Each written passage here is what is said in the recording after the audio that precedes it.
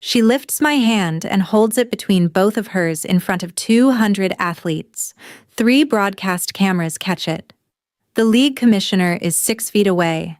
The bartender forgets the drink she is pouring. My rival of 6 years, the woman who never lets anyone read her face, never lets me near her in a hallway, never says my first name where another person can hear it, holds my hand in front of all of them like she has been planning the angle for a year. She has. She plans everything. The room does not stop. The room reorients. 100 attentions adjust around a fact that has just been placed permanently on the table. She does not let go. If you want to hear uncensored, too hot for YouTube stories, check out my Patreon in the description, tell us where you are watching from, and subscribe. The room was the kind of room only sports organizations book. A hotel ballroom in Midtown with chandeliers installed for some older purpose, now doing their best to make a league awards reception feel grander than it was. Round tables draped in cream linen, a stage where the trophies had already been handed out an hour ago. A bar at each end of the room, both staffed by tired bartenders who had been pouring for 200 professional athletes for 3 hours and were starting to look like they wanted to lock the doors and go home. I had received the trophy for top midfielder. Marlo had received the trophy for top defender. We had stood on the same stage 45 minutes earlier, holding matching pieces of crystal, and had not looked at each other directly even once. This was not unusual. We had not looked at each other directly across a stage in 6 years. I had been Sutton Hale at 21, captaining a UCLA team that won the national championship by beating Marlo Calder's Stanford team in penalties. I had been Sutton Hale at 24, signing my first professional contract with Boston while Marlo Calder signed hers with Portland.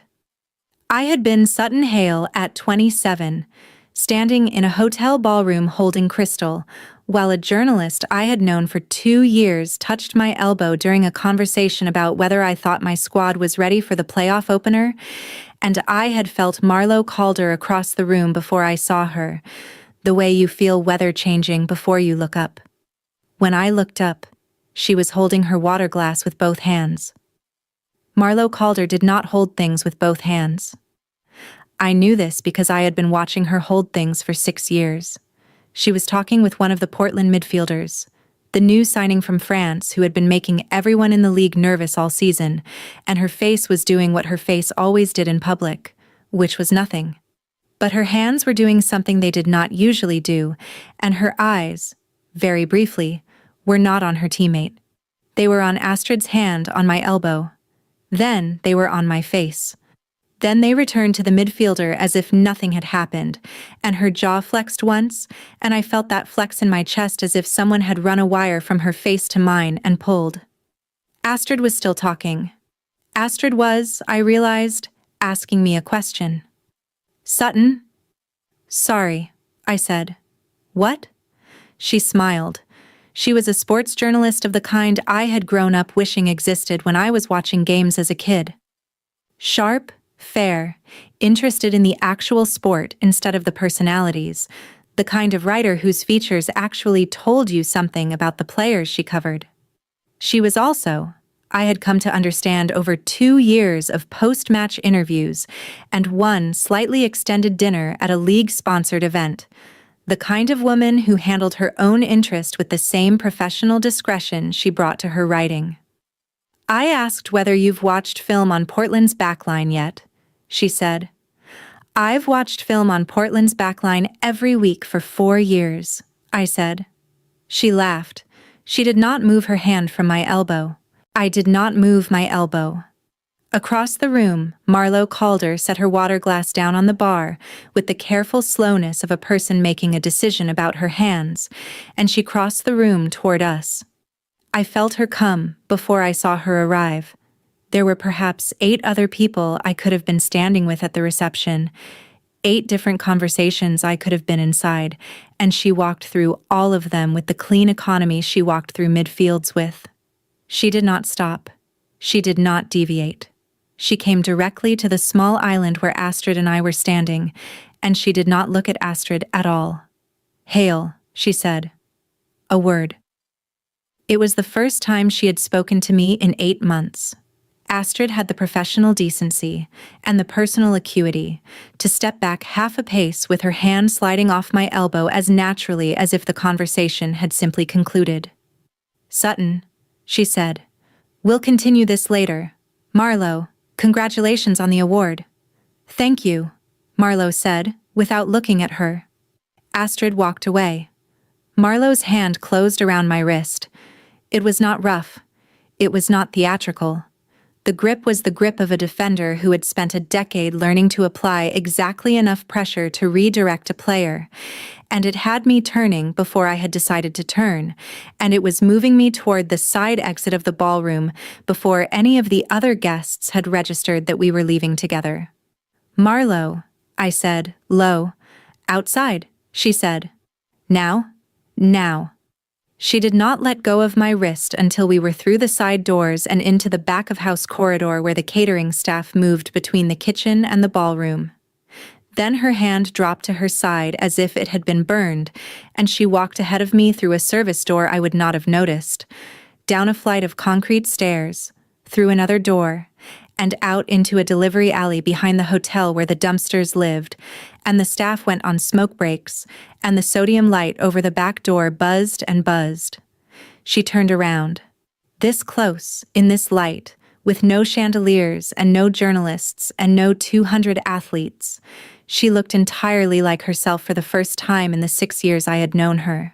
Marlo Calder at 30 was the most composed person I had ever met on a soccer pitch, and Marlo Calder in a service alley behind a hotel at 10 o'clock on a Friday night was not, in any visible way, holding herself together.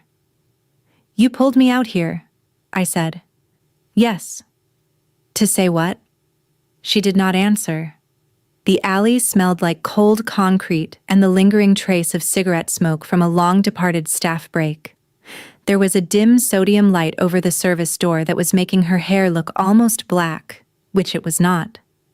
It was a dark brown that caught warmer in stage lighting and harder in service alley lighting, and I had been paying attention to her hair for 6 years and was now allowed, apparently, to admit it.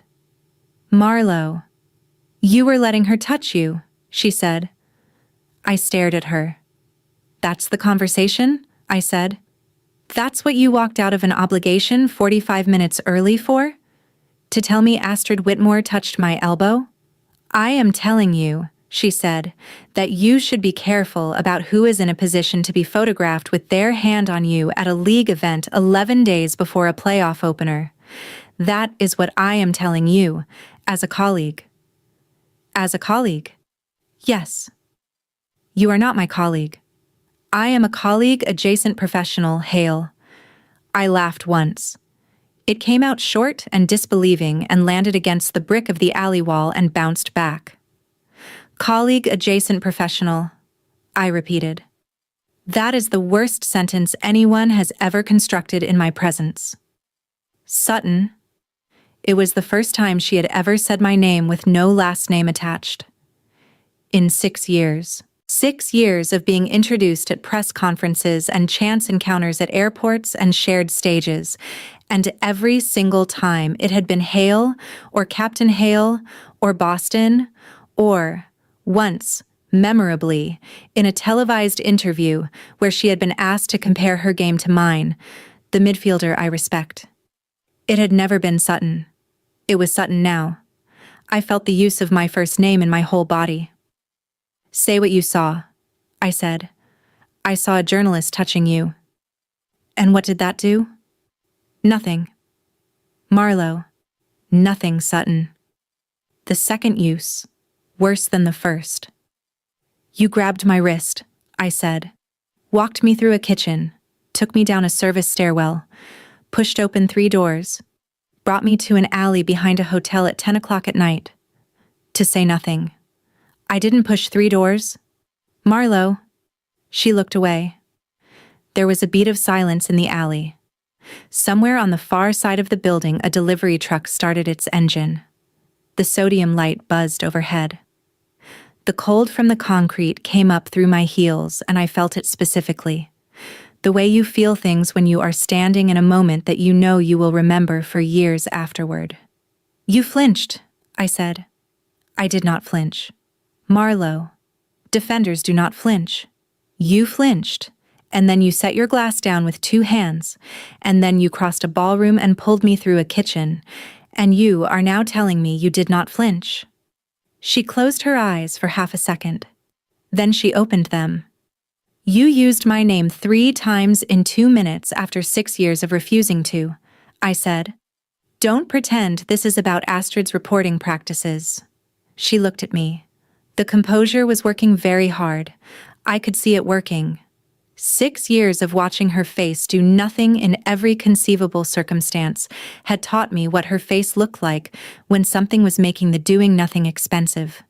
The corner of her mouth was tight. Her chin was held slightly higher than usual, the way I had seen her hold it on the pitch when she was about to take an aerial duel she did not want to lose. What do you want me to say? She said. It was not a question. I want you to say that the flinch was real, I said. I am not asking for anything else right now, just that one piece. She looked at me for what felt like a long time. The flinch was real, she said.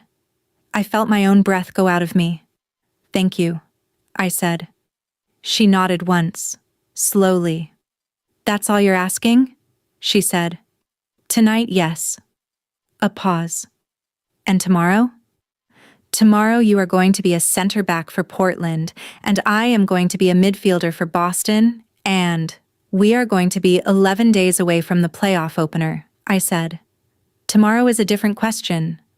She almost smiled. It did not quite reach her mouth.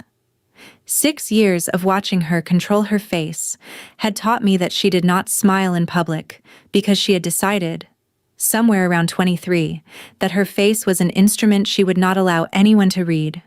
In an alley, at night, behind a hotel, with a sodium light buzzing over a service door, she had decided to control it anyway, but I had seen it almost arrive. I felt the almost. Go back inside, she said. You first. I'm leaving. Then say goodnight and leave. Good night, Sutton. The third use. Quieter than the first 2, closer to honest than anything she had ever said to me. She walked past me to the service door. She opened it. She paused. 11 days, she said, without turning around. 11 days. She went back inside. I stood in the alley for another minute. Then I walked around the building to the front and got my car from the valet, and drove back to my apartment in Boston and did not sleep until almost 4. Camille Linwood was the captain of Boston when I had been signed, and she had remained the captain for the 4 years since, because she was the kind of player whose job was not threatened by anyone she helped develop. She was 34, had won 2 championships with the national team, and existed in a category of athlete who had stopped having anything to prove and had begun, instead, to spend her surplus capacity on the people around her.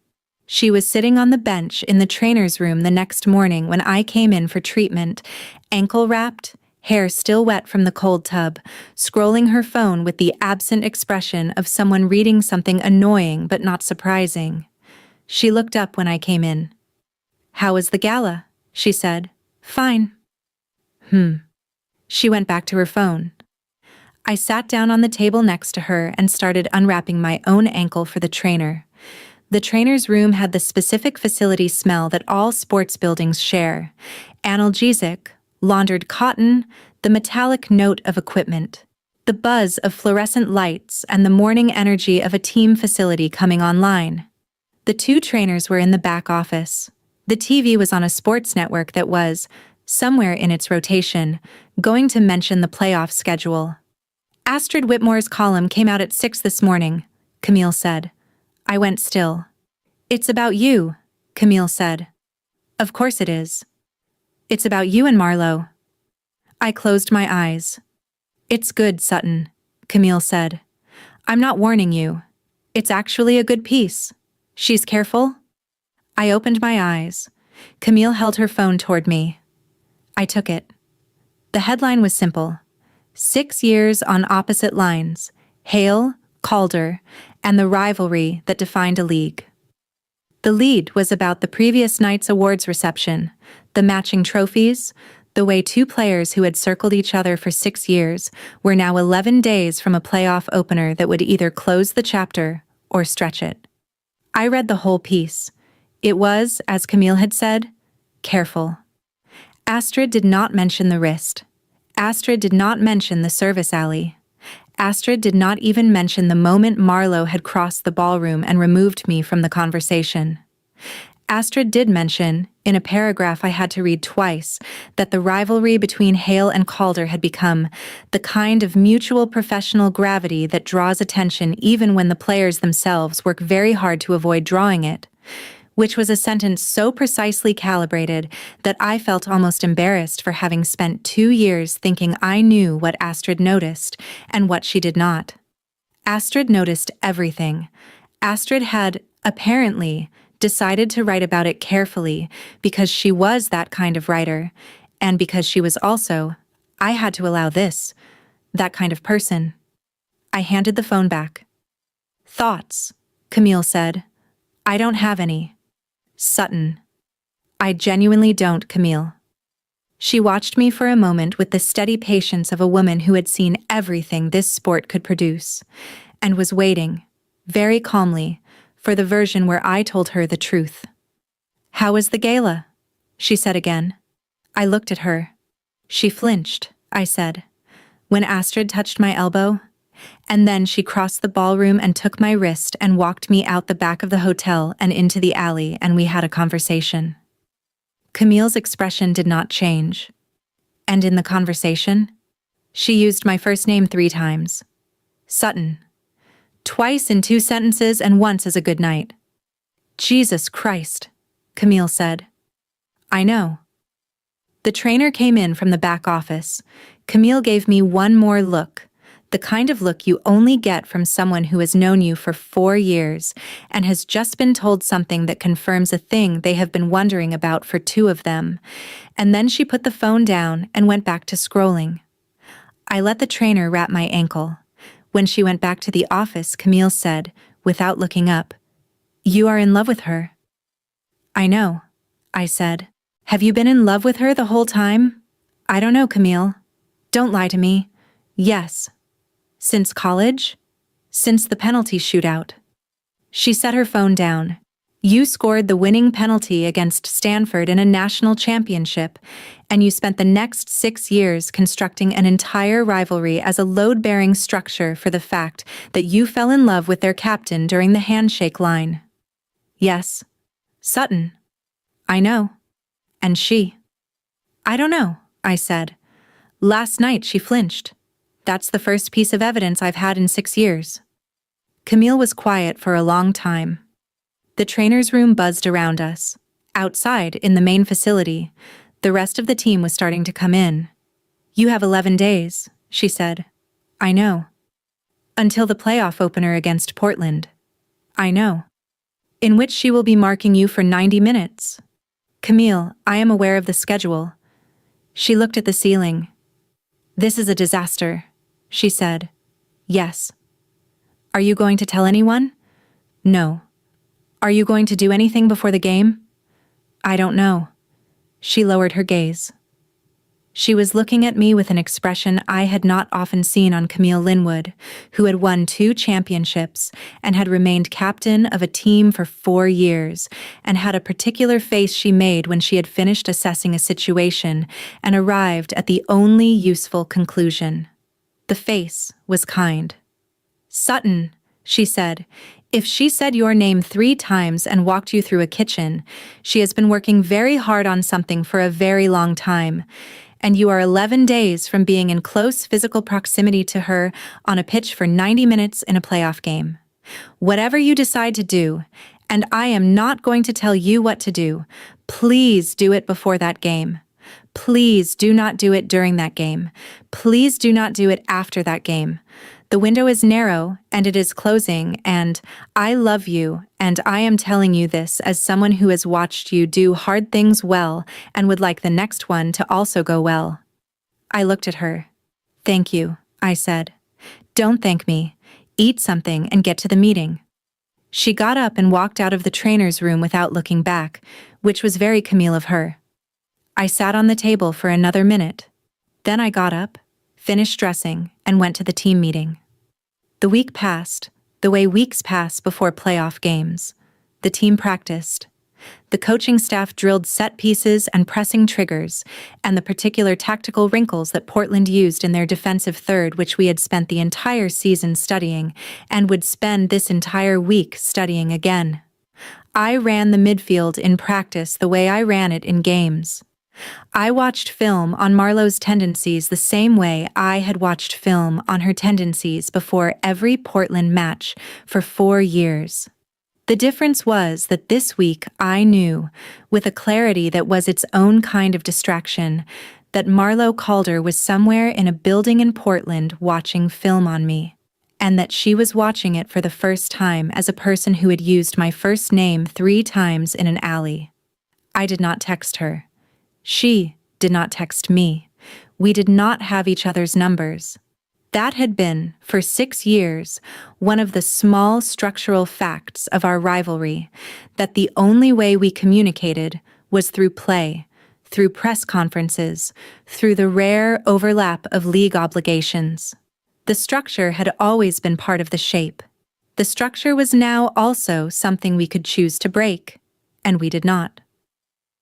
On Tuesday afternoon, between film sessions, I sat in the empty meeting room with the tablet still warm in my lap and watched a clip the coaching staff had cut for me.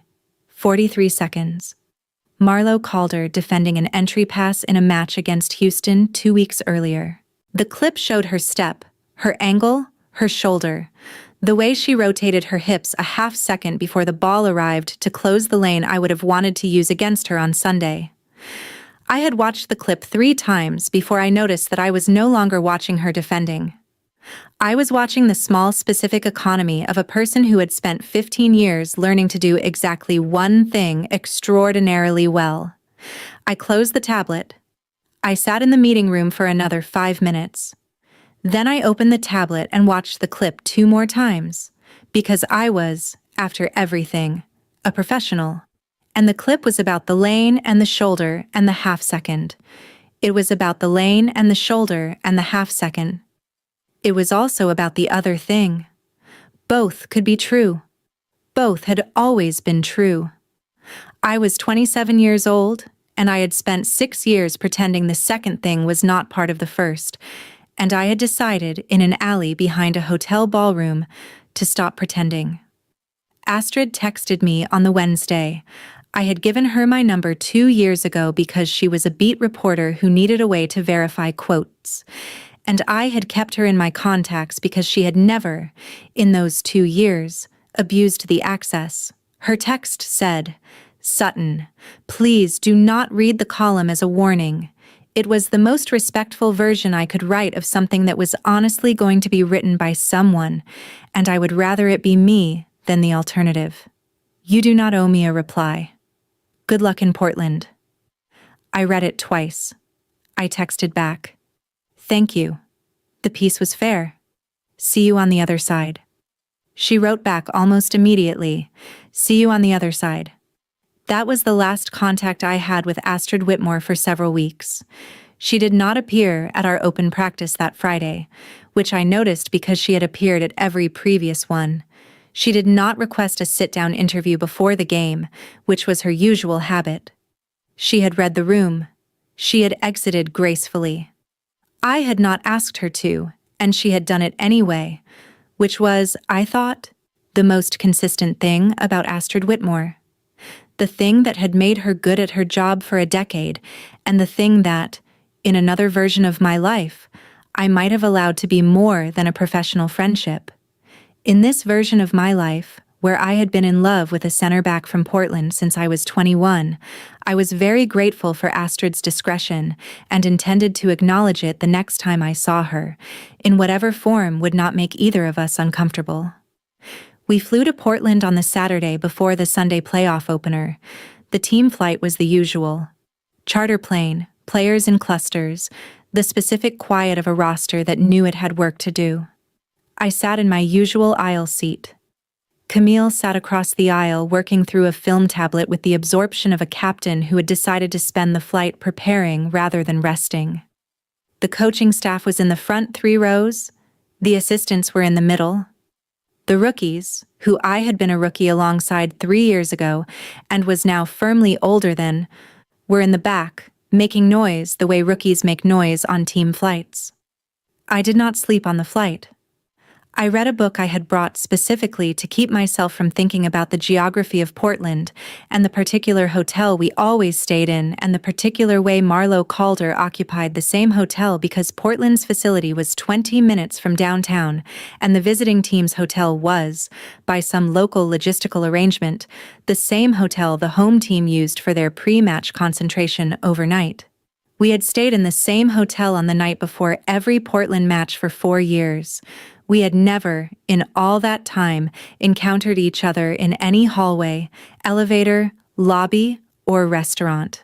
This was because Marlo Calder was a person of extreme discipline and had presumably constructed her hotel routines specifically to ensure we did not.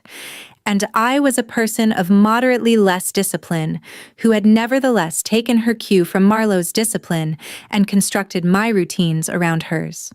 The discipline, this time, did not hold. The discipline, this time, did not hold. I was coming back from the team dinner, separately, because I had stayed an extra 15 minutes talking to our youngest fullback about a defensive read she was overthinking, and I rounded the corner of the 11th floor hallway, and Marlo Calder was standing at her room door, keycard in hand, in jeans and a navy sweater and no jacket, looking like a person who had also been at a team dinner and was also coming back later than her teammates. She looked up. She saw me. The keycard stopped halfway to the door. The hallway was empty. The carpet was the specific beige of hotel carpets. The wall sconces were the specific amber of hotel wall sconces, and Marlo Calder was 3 doors down from where I was standing, holding a keycard and looking at me, 12 hours from the playoff opener. She breathed in once. "Sutton," she said. "Don't," I said. She did not say anything else. I walked past her. My room was at the end of the hall, 6 doors past hers. I felt her watch me walk. I did not turn around. I got to my door, used my keycard, opened the door, walked inside, closed it behind me, and put my back against it. I stood there for a long time. The room was the room I had stayed in before. Same view of the river, same desk, same heavy curtains, same low bed with the patterned throw I had always found slightly unsettling. It smelled like the rest of the hotel. The minibar was untouched. The television was off. I thought about going down the hall and knocking on her door. I did not. I sat on the edge of the bed and thought about the structure of decisions, the way they get made in increments before they are made completely, the way a body knows what a person has decided before the person has acknowledged it, the way you can sit on the edge of a hotel bed 12 hours before the most important game of a season and understand, with a clarity that has nothing to do with intellect, that you have been deciding the same thing in increments for 6 years and have arrived at the version where you would have to choose not to do it on purpose. I did not choose not to do it on purpose. I chose, instead, to do what I had decided in the alley, to not be the version of myself that would have a hallway conversation in a hotel 12 hours before a playoff game. There was a version of honesty that respected the work. There was a version of restraint that was not avoidance. I lay down on the bed and stared at the ceiling and waited. There was a knock. It was quiet. 3 taps. Not aggressive. Not tentative. The specific knock of a person who had walked 6 doors down a hallway with the intention of knocking and was committing to the knock without committing to anything beyond it. I got off the bed. I walked to the door. I looked through the peephole. Marlo Calder was standing in the hallway with both hands in her jeans pockets, looking at the carpet. I opened the door. She did not come in. She stood in the hallway, hands still in her pockets, and looked at me. She had taken her hair down at some point since the team dinner. I will not be the person who knocks on your door the night before a playoff game and makes the game about something else, she said. I came here to tell you that. And then I am going back to my room. I looked at her. Okay, I said. She nodded. I have been thinking since the alley, she said, about what it would mean to say more than I said, and I have not been able to find a version of it that does not compromise the game tomorrow, or the playoff run, or the season. So I am telling you that I have been thinking about it, which is the most I can say tonight without crossing into territory. I have decided I am not crossing tonight. Marlo. Yes. You are standing in my doorway at 10:30 the night before a playoff game telling me you have been thinking about saying more to me. That is the territory. She looked at me. I know, she said. You are already in it. I am aware. A pause. What do you want me to do with this? I said. Nothing, she said. I want you to know it. That is all. Tomorrow you mark up against me and you play the game you came here to play, and I do the same. And after the game, whoever wins, we deal with the next part separately. Define the next part. I don't know yet. I looked at her. She looked at me. We were 2 doors apart in a hotel hallway with the carpet under our feet, and the amber wall sconces and the specific quiet of a hotel after most of the league had gone to bed. Marlo. Sutton. I have loved you since the handshake line at the national championship. She closed her eyes for a long second, then she opened them. I know, she said. You know. I have known for at least 4 years. I felt that in my whole body. 6 years of pretending I did not love her, and 4 years of her knowing. Why have you not said anything? I said. Because every time I considered it, the conditions were wrong. We were on opposing teams. We were captains. We were rivals in a league that pays attention to its rivals. Anything I said to you would have become something the league managed, the media managed, the front offices managed. I was not willing to do that to your career, or mine, or whatever was true. Whatever was true. Yes. Say what is true. She looked at the carpet. Then she looked at me. I love you back, she said. I have loved you back since approximately 3 months after the handshake line. The handshake line was the first time I had ever stood close enough to you to see the color of your eyes, and 3 months later it occurred to me that I was rearranging my entire understanding of myself around someone I had played 4 halves of soccer against, which struck me as a problem I should solve quietly, and so I did. For 6 years. Quietly. The hallway was very still. That is a lot of words for you, I said. I am aware. Out loud. I am aware, Sutton. The 4th use of my name, each one closer to honest than the last. I looked at her. The discipline was visibly there, holding her in the doorway and not in my room. The hair was down. The hands were in the pockets. The line of her shoulders was very straight, and the corner of her mouth was very tight, and her eyes were not leaving my face. You can come inside, I said. I know. You are not going to. No. Because of the game. Because of the game. And because of you. If I come inside this room at 10:30 the night before a playoff game, the next 8 hours are not going to be the night you deserve. I have been thinking about that night for 4 years, and I am not going to give us the rushed version of it in a road hotel in Portland the night before I have to mark you for 90 minutes. I will give you better than that. I stared at her. You have been thinking about this, I said, very slowly. For 4 years. Yes.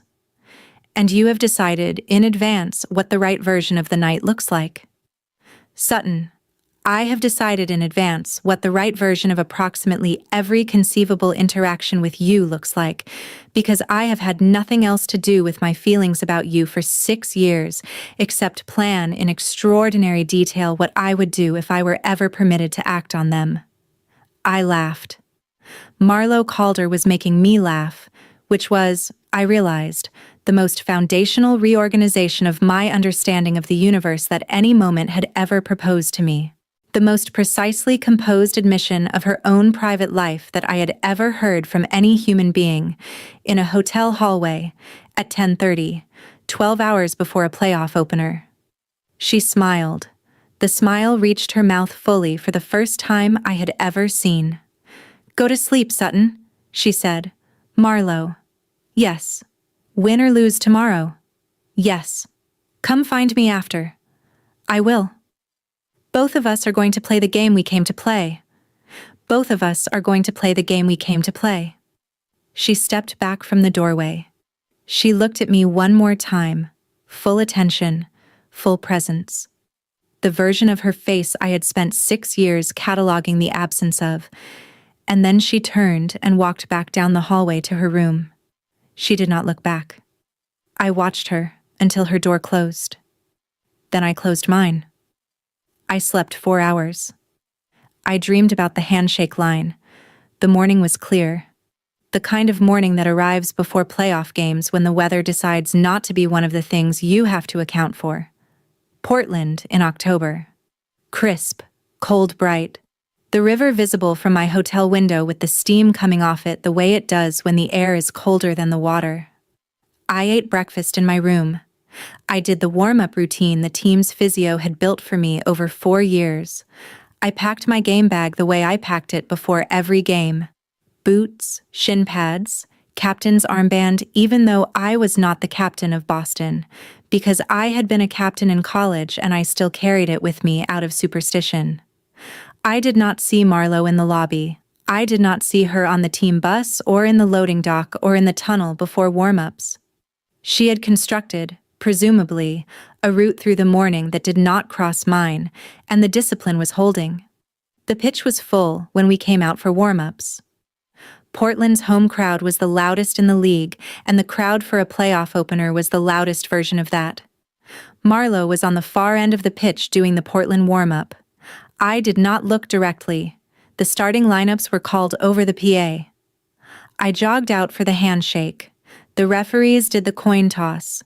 The captains exchanged pennants. Camille and Portland's veteran keeper, not Marlo, who as a center back was not Portland's captain, because Portland's captain was their keeper, who was 38 and had been doing the handshake line for 10 years. The whistle blew. I will not narrate the whole game. The game is not the point of this story. The game was a playoff opener between two teams that had been preparing for each other for 4 years, and it was the kind of game journalists would describe afterward as a defensive masterclass, and players would describe as ugly. 89 minutes of structure and pressure and the specific exhaustion of being marked by someone who knew you completely. Marlo Calder marked me for 89 minutes the way she had marked me for 4 years of professional soccer. Physical, intelligent, 2 steps ahead, refusing to let me get isolated against their fullbacks. We did not look at each other once. She did all the things she always did to me on a pitch. She bodied me off the ball at the top of their box in the 23rd minute. She stepped in front of a through ball in the 38th that I had been certain was getting through. In the second half, on a corner kick where she was supposed to be marking Camille, she switched onto me without a word from anyone, and I felt her against my back for 3 seconds that were entirely about positioning, and I knew, the way you know when you are paying attention, that she had switched onto me because she could not bear to let anyone else have that particular assignment. The whistle freed me. She backed off. We did not look at each other. I scored in the 87th minute. It was a corner kick. Camille's delivery, the kind of in-swinger she had been practicing for 3 weeks specifically for Portland's defensive setup. I made the near-post run I had not made all game, specifically because I had been saving it, and I got my head on it before Marlo could rotate to me, and the ball went into the bottom corner of the net past their keeper's outstretched glove.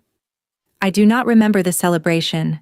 I remember turning around with my arms wide, and I remember Camille reaching me first, and I remember the rest of the team arriving in a wave, and I remember, very clearly, looking past my teammates to find Marlo. She was already looking at me. She did not celebrate. She did not commiserate. She did not do anything with her face that the cameras would have been able to read. She simply looked at me, across the chaos of a celebration in front of a hostile crowd in a playoff opener.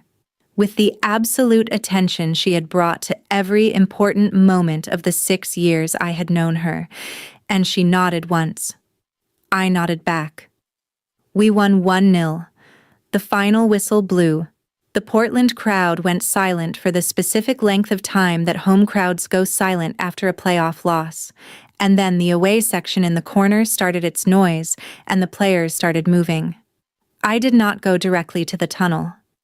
I walked along the sideline toward the corner flag where I had taken the corner that led to my own goal, partly to acknowledge the small section of away support, and partly because my body needed the extra 100 meters to come down from the adrenaline. Marlo was walking along the opposite sideline toward the same corner. She was not making it look intentional, but her angle was wrong. Her angle was bringing her toward the corner I was walking toward. We arrived at approximately the same time. The corner of the pitch in a stadium that has just emptied of celebrating and grieving fans is a strange place. The noise has not yet faded. The lights are still full bright. The grass is torn up from 90 minutes of play. The air smells like grass and sweat, and the lingering trace of pyrotechnics from someone's earlier flare. The cameras were mostly focused on the center of the pitch, on Camille, who was giving the field-level interview, on the Portland captain, who was being consoled. There was no one in the corner. Marlo stopped 6 feet away from me. Sutton. Marlo. Good goal. Thank you. A pause. Come find me after, I said. That was your line. It was. I came to confirm it. Confirmed. She looked at me. The composure was, for the first time since the alley, not visibly working. She was tired in the specific way you are tired after a playoff loss in front of a home crowd, and she was something else as well, and the something else was looking at me with the open version of her face that I had now seen 3 times in 2 weeks, and was beginning to recognize as the actual face she had been keeping from me for 6 years. Sutton. Yes. Hotel. In an hour. Same hallway. Okay. Don't be early. Why? Because if you are early, I will open the door before you knock. And I have decided that I am going to open the door specifically when you knock, and not a moment before. I looked at her. You have planned the door, I said. I have planned the door. Marlo. Yes. I will knock. She nodded. She turned and walked toward the home tunnel. I stood in the corner of the pitch for one more moment, watching her go, and then I walked toward the away tunnel where Camille was already looking for me, ready to do the post-game work of being on a team that had just won a playoff opener and would now have to keep winning if any of it was going to matter. I went into the tunnel. The away dressing room was loud. The interviews ran longer than usual. The team cooled down, ate, packed, dressed. 45 minutes passed. Then 50. The team bus pulled around to the loading dock at the hour mark, and the players started filing out, and Camille looked at me across the room with the question already half-formed on her face, and I told her I was going to walk back to the hotel, and she told me she was going to pretend not to have heard me, and she got on the bus and I left through the players' entrance and walked the 8 blocks back to the hotel in the cold Portland night. I rode the elevator up to the 11th floor. The hallway was empty. The carpet was the same beige. The wall sconces were the same amber. I walked to Marlo Calder's door. I raised my hand. I knocked 3 times. The door opened on the second knock. She had been standing on the other side of it. I could tell because her hand was still on the handle and her hair was still down, and she was wearing the same jeans and the same navy sweater she had been wearing in the hallway the night before. Hi, I said. Hi. You opened on the second knock. I revised my plan. She stepped back. I walked into the room. The room was the mirror of mine. Same view of the river, same desk, Same heavy curtains, same low bed. The lamps were on low. There was a glass of water on the desk and a paperback book face down on the bedside table, and a small open suitcase on the luggage rack with clothes folded inside it, the way a defender folds clothes, which is to say in precise rectangles, the way the rest of the world does not bother to fold clothes. She closed the door behind me. I turned around. We were 2 feet apart in a hotel room at midnight with the playoff opener over, and a series still to play, and 4 years of her knowing, and 6 years of mine. I want to do this in the right order, she said. Okay. I would like to kiss you, once, briefly, and then I would like to talk for a long time. Okay. In that order. Marlo. Yes. Stop planning. Sutton. Yes. I have been planning for 6 years. I am not going to stop planning at the door. I laughed. She took 1 step. I took 1 step. She put her hand on my jaw. Her thumb traced the line of it once. She looked at my mouth. She looked at my eyes. Then she kissed me. Once. Briefly. Carefully. The kind of kiss a person delivers when she has imagined a moment so many times that the reality of it has been edited down to its essential elements. She stepped back. Her eyes were the color they always were, which I had memorized in the handshake line at 21 and had not been able to confirm at this distance in 6 years. Hi, she said again, quieter. Hi. Was that the right order? It was the right order.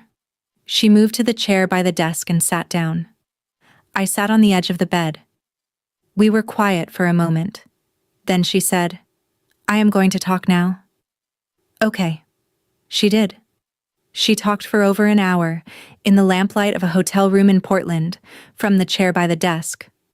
She told me about the year she had decided she was in love with me and what she had done with the year.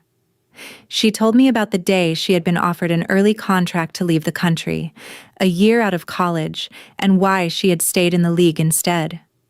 She told me about the 4 off-seasons she had spent telling her mother, with the kind of careful tactical phrasing she had inherited from her mother, that she was not currently dating anyone of significance.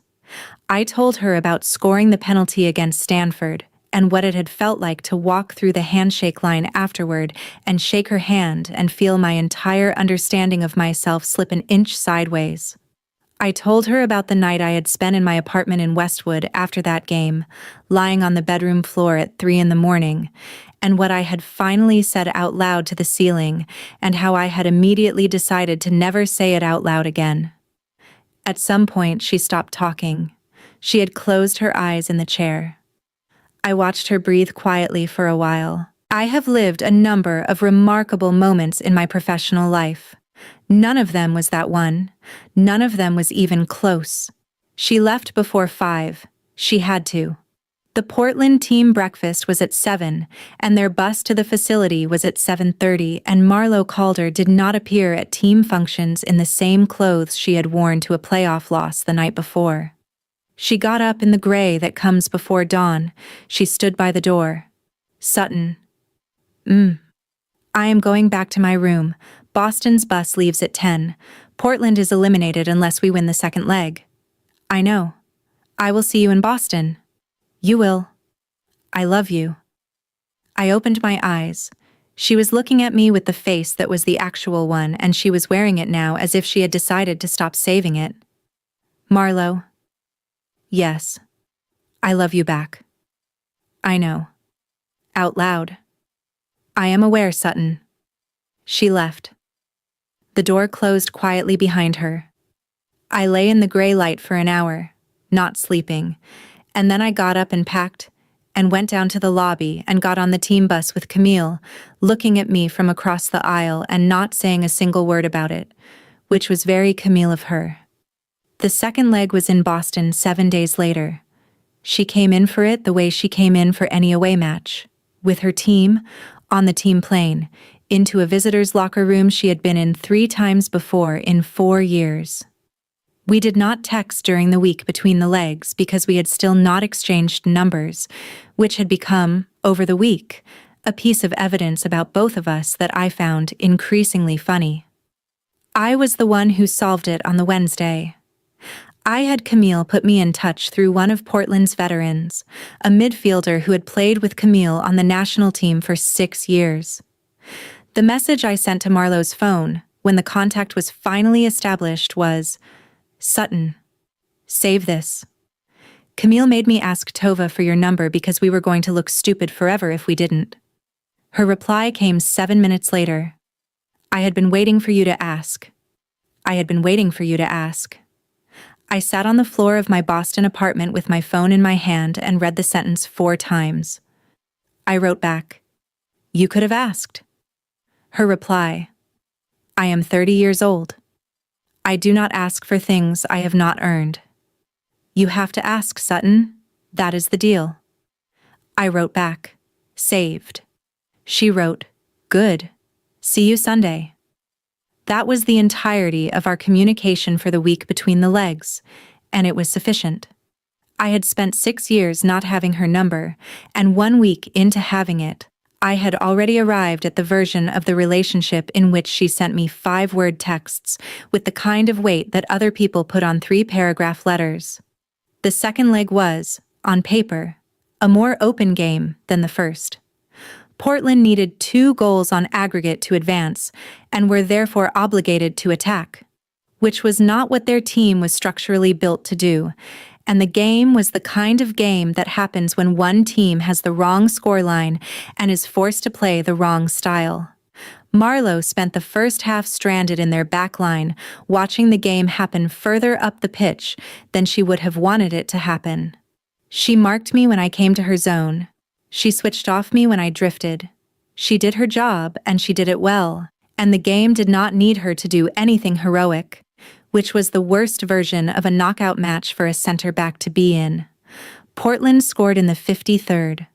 The crowd at our home stadium went momentarily quiet. Boston scored in the 68th. I assisted Camille's header off a free kick I had taken specifically because I knew Portland's keeper had been struggling all season against in-swinging deliveries from my left foot. The aggregate was 3-1. Portland needed 3 more goals in 22 minutes. The game, structurally, was over. The game finished 3-2. Boston advanced. Portland's season ended on our home pitch in front of a crowd that did not have the decency to be quiet about it, which I would have appreciated if I had not been spending the post-match handshake line walking toward Marlo Calder with permission to actually look at her. I shook her hand. She held it for 1 second longer than the handshake required. "Good series," she said. "Good series. I'll call you tonight.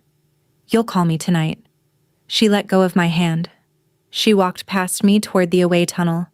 She did not look back, which I now understood was not because she did not want to look back.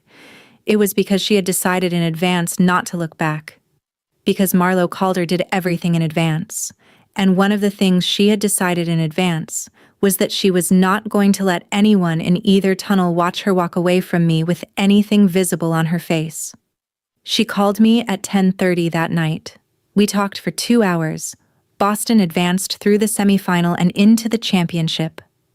I will not narrate those games either, because they are not what this story is about, but I will tell you that I scored 4 goals in 3 matches and was named the playoff most valuable player, and that Camille of 2 championships, Camille of the steady hand and the truthful eye, wept in the dressing room after the championship match with her face in her hands while the rest of the room celebrated around her. I knelt next to her chair and put my hand on the back of her head, and we sat there together for a long time while the staff carried trophies in from the corridor. Marlo watched the championship match from a sports bar in downtown Portland. She told me this later. She told me she had not been able to sit in her own apartment to watch, and had needed the company of strangers who did not know she had any personal interest in the outcome. She told me she had drunk 1 beer over the course of the entire 90 minutes, which for Marlo was an extraordinary lapse, and that she had walked home in the rain afterward and called me from the lobby of her building.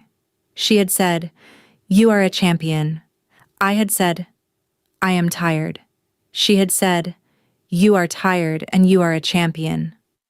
I had said, "I miss you." She had said, "I know. I am flying to Boston in the morning." She arrived on the Tuesday morning after the championship parade. She came directly to my apartment from the airport. She had a single small bag with her, the same precise rectangles, the same Defender's economy of packing, and she dropped it inside my door and she put both her hands on my face for a long minute, just looking at me, the way you look at a thing you have wanted and have now arrived at. And then she said, very quietly, "Take a nap. You look like a championship." I took a nap. When I woke up 4 hours later, she was in my kitchen with her hair pinned up the way she pinned it for games, making pasta, in a t-shirt I had not seen her wear before, looking entirely like a person who lived in my apartment, and the version of Marlo Calder I was looking at from the doorway of my own bedroom was the version I had not understood existed. It was a version that had been waiting 6 years to exist. We ate the pasta at the table by the window. She did not talk much. She asked me about the playoff games, not the celebration, not the trophy, but the small tactical reads I had made in the second leg, the way I had drawn their fullback out of position in the 71st minute. She was, after everything, still herself. She was, after everything, still the most attentive person I had ever played against. We had 5 days before her mother arrived in Boston. Eileen Calder was 62 years old and had been the architect of her daughter's career since Marlo had been 6. She had been a college soccer player herself, at a small school in the Midwest, who had not been quite good enough to play professionally in a time when professional women's soccer had not really existed anyway. She had channeled the entirety of that thwarted competence into her only daughter, and the result was Marlo Calder, who at 30 had won every individual award available to a center back in our league and had never quite been allowed to consider whether she wanted any of it. I did not know any of this from Marlo directly. I had pieced it together from interviews Marlo had given over the years and from a single careful conversation with Tova, the Portland midfielder who had been Marlo's professional roommate during her rookie year and who had been, in that year, the only other person allowed into the structural assumptions of Marlo's daily life. Eileen was coming to Boston because Marlo had told her, on a Sunday phone call, that I had not been present for and had not asked about, that there was a person in Boston she wanted Eileen to meet. This was not how Marlo had usually handled introductions of any kind. I understood this because Marlo, on the phone call after she had hung up with her mother, had stood in the middle of my kitchen with her hand still on her phone and had said, "I have never done that before." "Done what?" "Told her about a person in advance." "How have you usually done it?" "I have not usually done it." I looked at her. "I have not had anyone to do it about," she said. "Marlo." "Yes.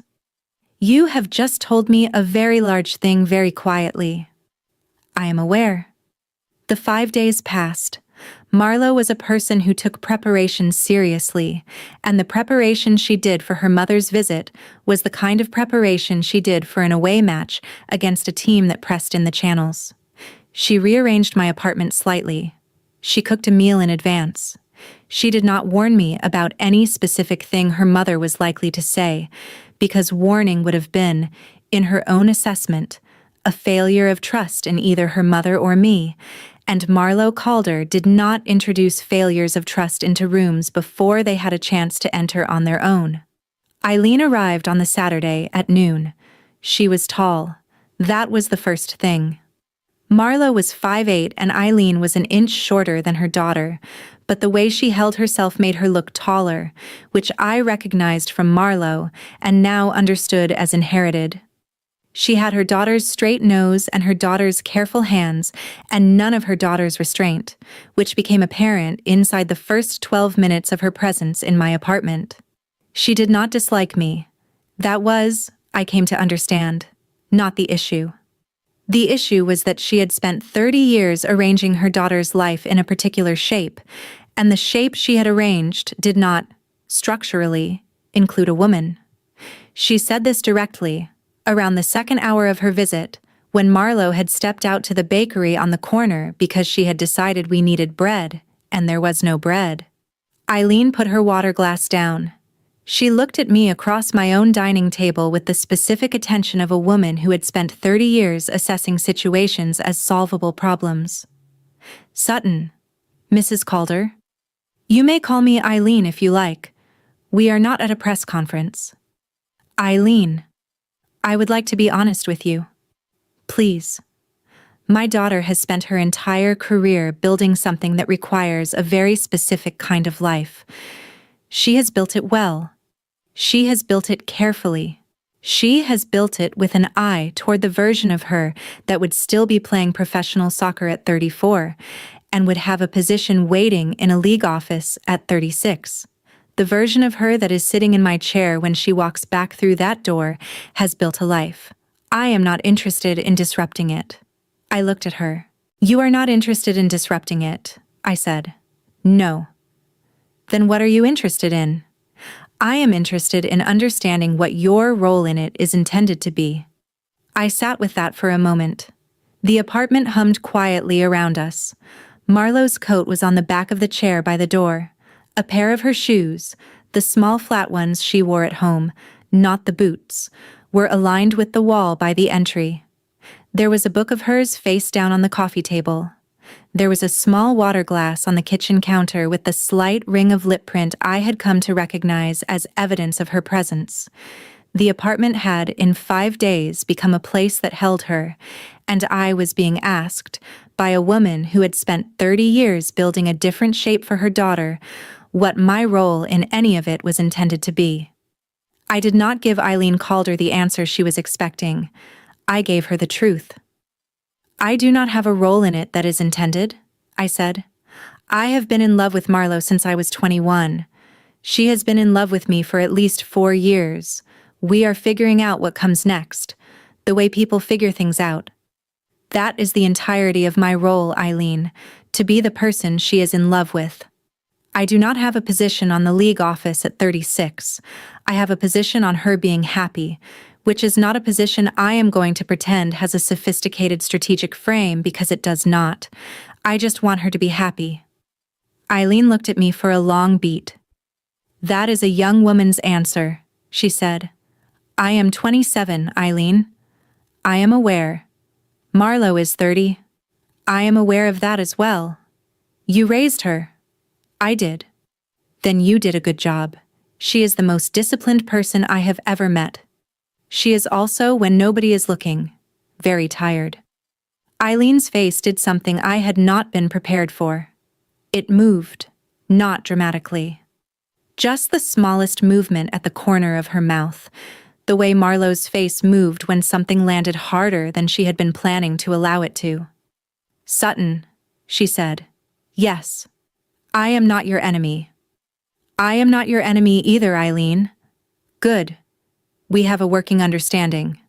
We have a working understanding. Marlo came back with the bread.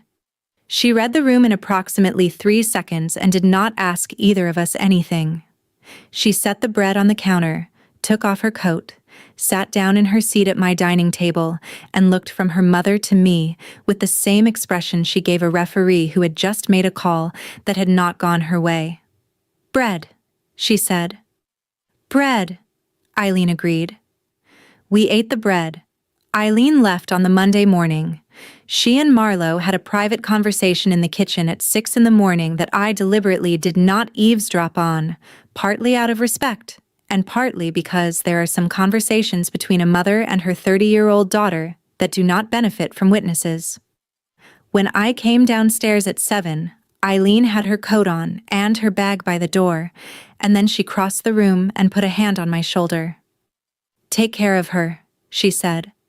I will, I said. She is more tired than she lets people see. I know. You are the first person who has known that. I said nothing. Eileen squeezed my shoulder once. Then she picked up her bag and went out. Marlo walked her to the curb. I watched from the window. They embraced briefly. The taxi pulled away. Marlo stood on the sidewalk for 30 seconds with her hands in her pockets, looking down the street, and then she came back inside. She closed the door. She put her back against it. She closed her eyes. "That went better than I had been preparing for," she said. "Did it?"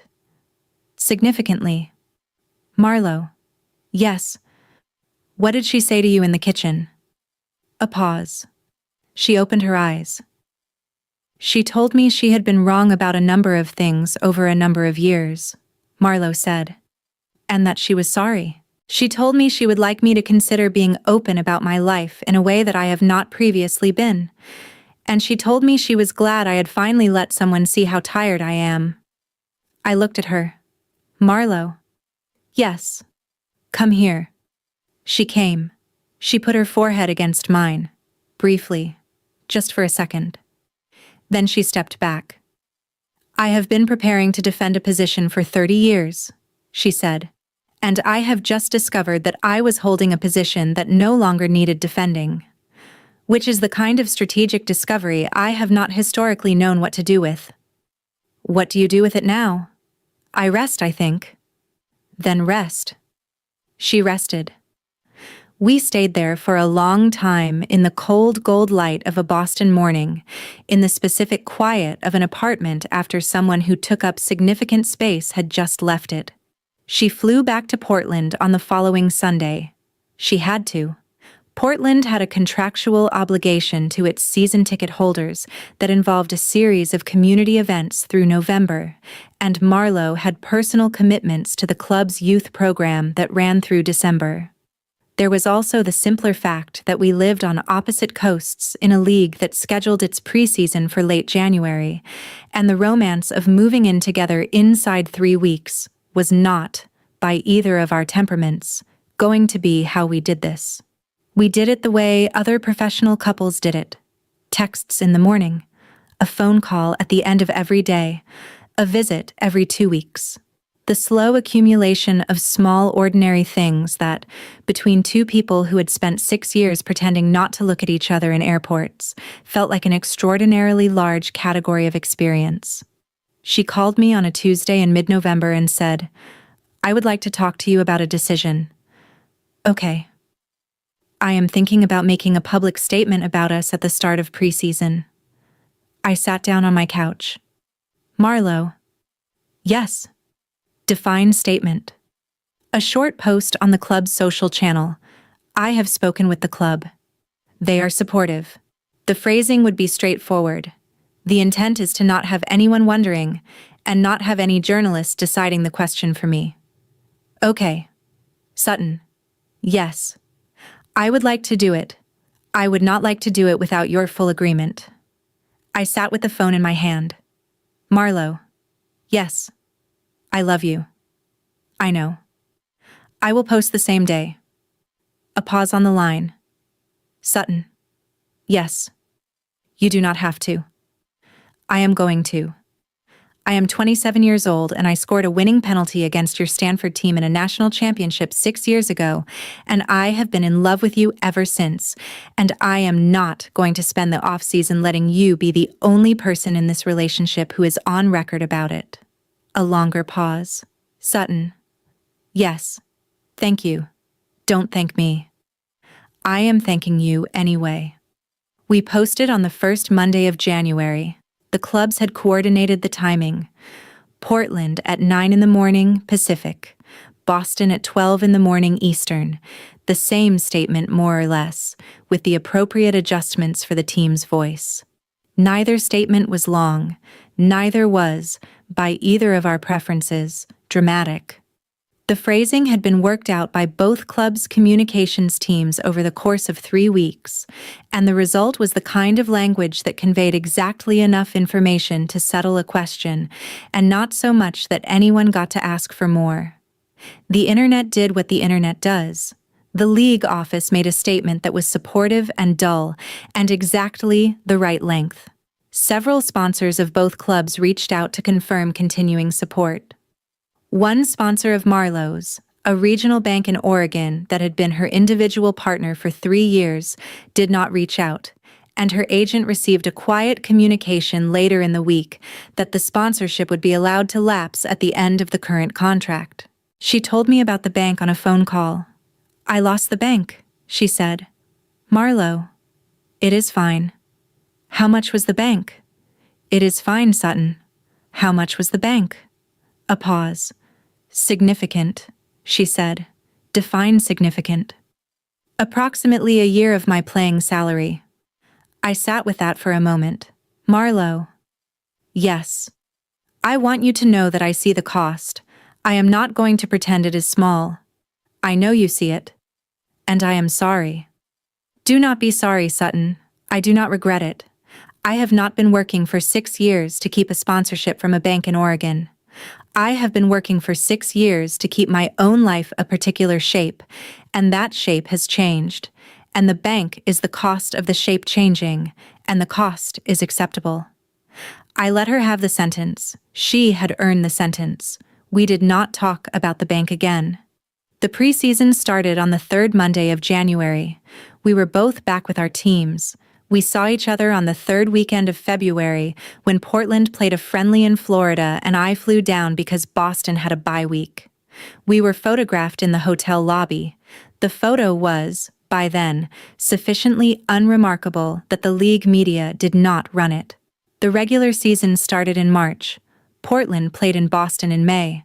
Marlo scored a header off a set piece in the 74th minute, and Boston lost 2-1. She did not look at me when she scored.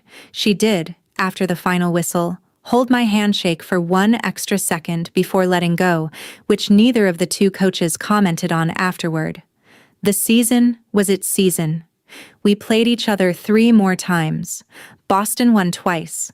Portland won the 3rd match because Portland had a better record in their second half of the year than Boston had in ours, which was a development I had been quietly proud of while watching from a sports bar in Boston during one of our away weeks.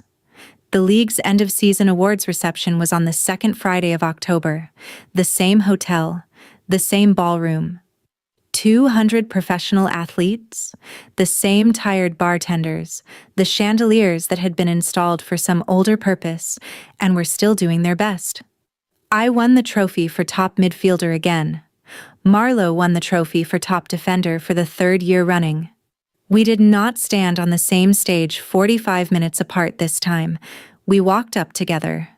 The league had asked, in the week before the event, whether we would prefer separate or joint scheduling for our acceptances, and Marlo had said joint and I had said joint, and the league, which had spent the year adjusting its protocols to the fact of us, had simply added it to the run sheet.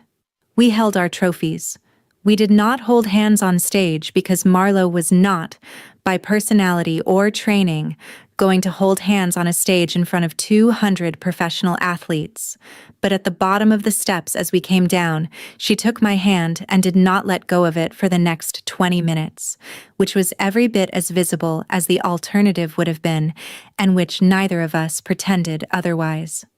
Astrid Whitmore was at the reception. She came to find us at the 3rd table from the bar. She was wearing a dress the color of slate that she had not worn the previous year. She put her hand on her own hip rather than on either of our elbows, which was its own piece of communication. "Sutton, Marlo. Astrid. Astrid. Congratulations to both of you," she said. "I will not be writing about the reception this year. I am off the beat." "Off the beat?" "I have been offered a column at a different outlet. National. I start next month." "Astrid?" "Yes, Sutton. That is enormously well-deserved." "Thank you." "Marlo, congratulations on the season." "Thank you, Astrid." Astrid smiled. She nodded once at us both. She moved on into the crowd. I watched her go. "Marlo?" "Yes." That was Astrid telling us she will not be the person who has to navigate writing about us anymore. I know.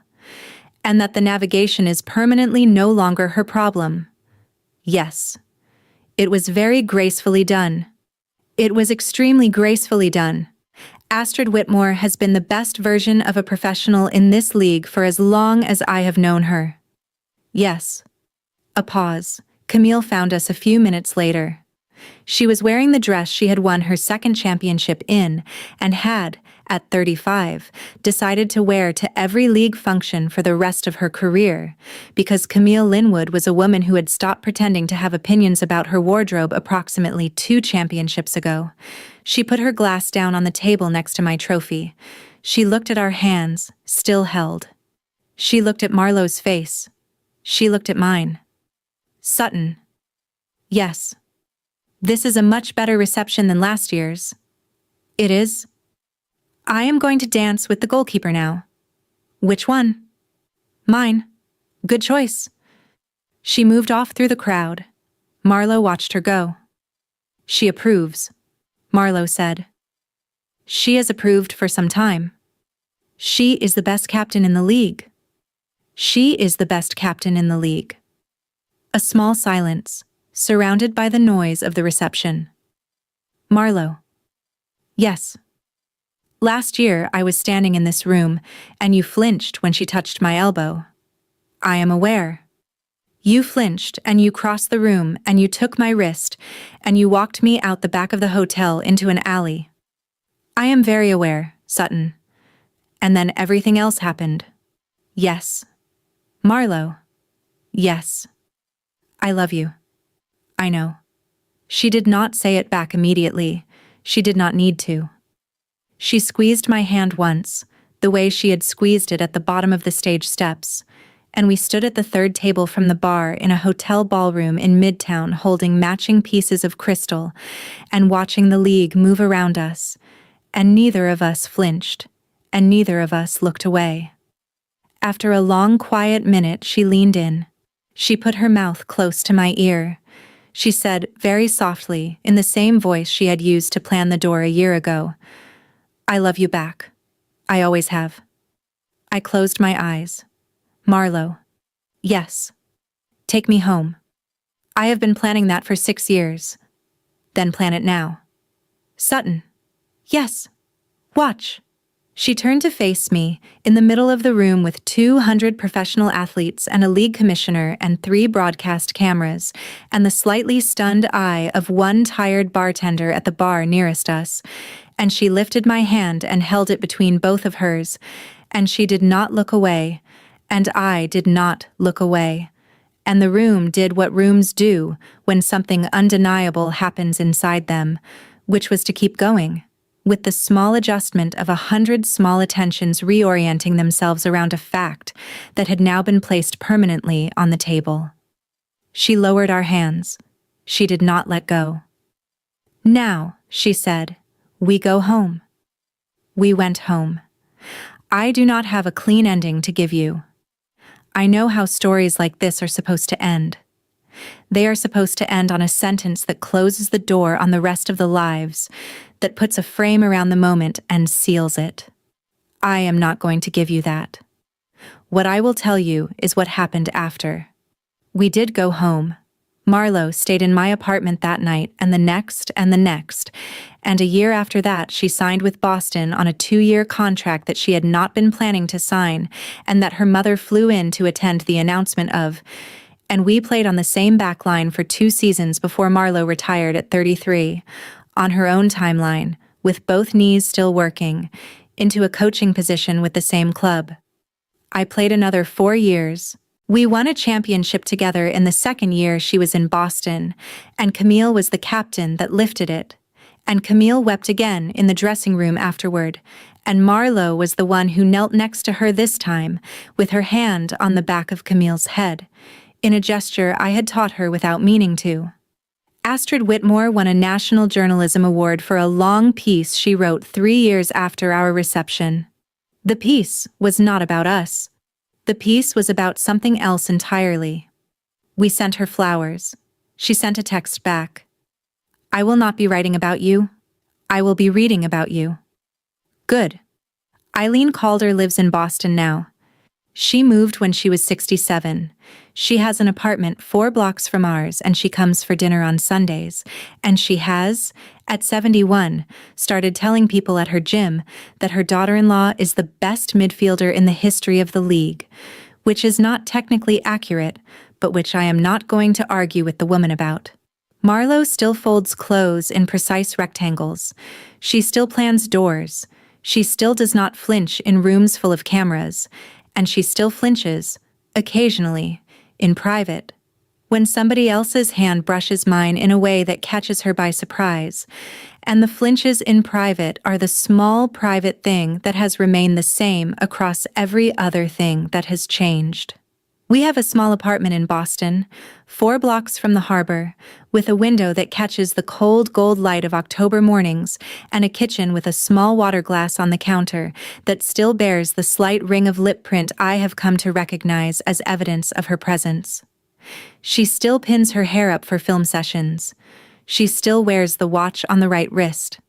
She has stopped wearing the suit at home, although she has not, in any meaningful way, stopped being the woman the suit belonged to. I caught her flinching, once, 6 years ago, when a journalist touched my elbow at a league reception. She pulled me behind a hotel. She said 3 words she had never said before, and then, more slowly than either of us had been prepared for, she said the rest.